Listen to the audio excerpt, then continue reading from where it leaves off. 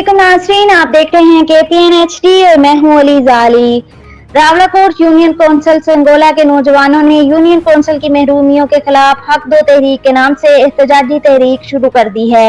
अवाम इलाका अपने मुतालबात के हक में सैकड़ों की तादाद में नाला बाजार में जमा हुए, जहां से एहतजाजी रैली निकाली गई जो शहर का चक्कर लगाने के बाद डिस्ट्रिक्ट कॉम्प्लेक्स के सामने एहतजाजी मुजाहरे में तब्दील हो गई, जहां पर जलसा किया गया और अपने मुतालबात के हक में धरना दे दिया गया है। संगोला के माहिदीन अल्ताफ हुसैन, अब्दुल रऊफ अवान, यूथ विंग के रहनुमा मुदस्सर शबीर और दीगर ने कहा है कि कसीर आबादी पर मुश्तमिल यूनियन कौंसिल संगोला तमाम तर बुनियादी सहूलियात से महरूम है।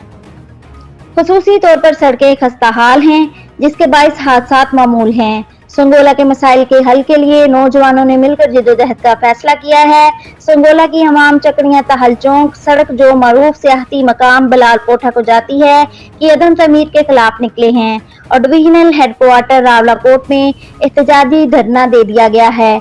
इनका कहना था कि पहले मरहले में रावलाकोट धरना होगा और दूसरे मरहले में तोली पीर सड़क ब्लॉक करके एहतजाज किया जाएगा। हमारी जिद्दोजहद इस वक्त तक जारी रहेगी जब तक हमारे मुतालबात मंजूर नहीं किए जाते।